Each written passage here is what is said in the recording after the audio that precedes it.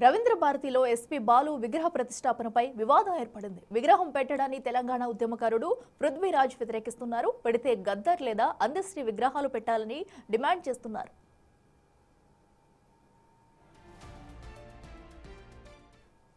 ఇదే అంశంపై మరింత సమాచారం మా ప్రతినిధి పాపన్న అందిస్తారు.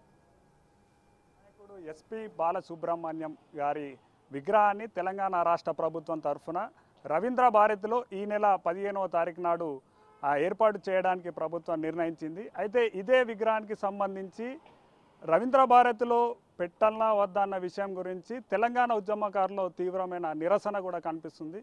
ఇదే అంశం గురించి మాట్లాడడానికి ప్రస్తుతం మనతోటి తెలంగాణ ఉద్యమకారుడు పృథ్వీరాజ్ గారు ఉన్నారు.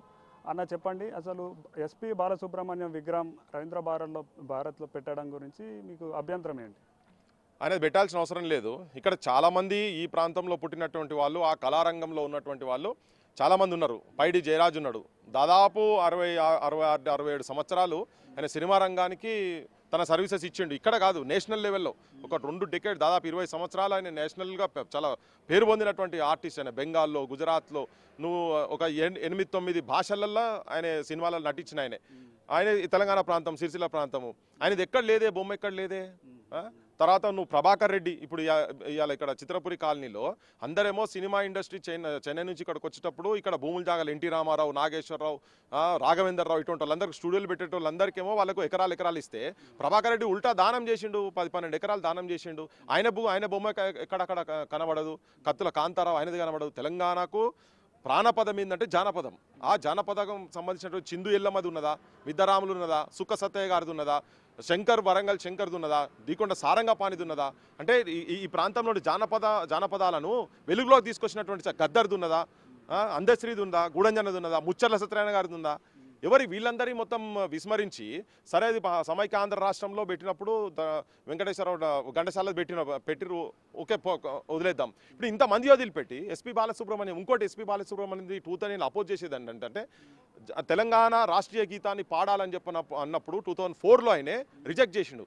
అందులో ఒక చరణం ఉంటుంది, గోదావరి కృష్ణమ్మలు మన బీళ్లకు మల్లాలే, పచ్చని మాగాణాల్లో పసిడి సిరు పండాలి, సుఖశాంతుల తెలంగాణ సుభిక్షంగా ఉండాలి, స్వరాష్ట్రమై తెలంగాణ స్వర్ణయుగం కావాలని.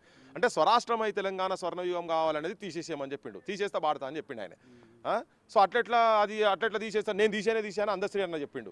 సో అందుకని ఆయన ఆ పాట వాడలే. సో అంటే నువ్వు తెలంగాణని వ్యతిరేకించినటువంటి వాడిని, నువ్వు కూడా లగడపాటి లెక్కనే మాకు వ్యతిరేకించిన శక్తులది ఇక్కడ తీసుకొచ్చి మా ప్రాంతంలో మమ్మల్ని అవమానపరిచేందుకు రాష్ట్రం వచ్చిన తర్వాత ఏ ఆత్మాభిమానం, ఏ ఆత్మ గౌరవం గురించి ఇక్కడ 1200 మంది బిడ్డలు చచ్చిపోయినరో వాళ్ళ శవాల సాక్షిగా నువ్వు తీసుకొచ్చి ఇక్కడ బాలసుబ్రహ్మణ్యం పెడతా అంటే చూసుకుంటూ ఊకుంటాం. ఆమెట్లా?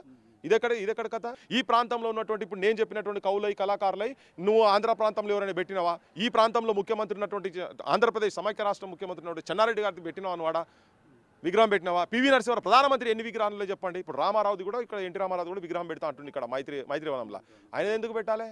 ఆయన ఎందుకు? ఆల్రెడీ స్మృతివనం ఉండనే ఉన్నది, ఆయన కట్టి పెట్టిరు కదా. ప్రభాకర్ రెడ్డిది పెట్టండి అక్కడ, లేకపోతే నువ్వు పైడి జయరాజ్ది పెట్టారు. మరి మీరెవరు? మరి వాళ్ళే తీసుకుంటాం. మీరెవరు ఆబ్జెక్షన్? మీరెందుకు కెమెరా గుంజుకుంటారు? మీరు అసలు ఇది ఓపెన్ ప్లాట్ఫామ్ అండి, ఎవరు అవసరం లేదు, ఎవరు తీసేది అవసరం లేదు. ఓపెన్ ప్లాట్ఫామ్ మా తెలంగాణలో మేము. ప్రముఖ గాయకుడు ఎస్పీ బాలసుబ్రహ్మణ్యం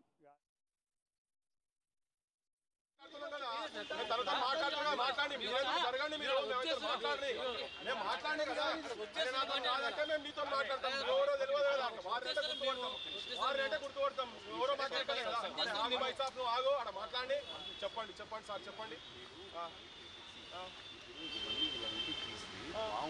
ఏమైంది? మరమ్మతులు జరుగుతున్నాయని చెప్తారండి, పక్క మంచిగా చేస్తున్నాయని చెప్తారు, మాట్లాడతారు. ఇంకోటి పెద్ద మనిషి పెడుతున్నారని చెప్తారు. అవును, దాంట్లో తప్పేమున్నది అంటున్నా, తీసేదాన్ని తప్పేమున్నది?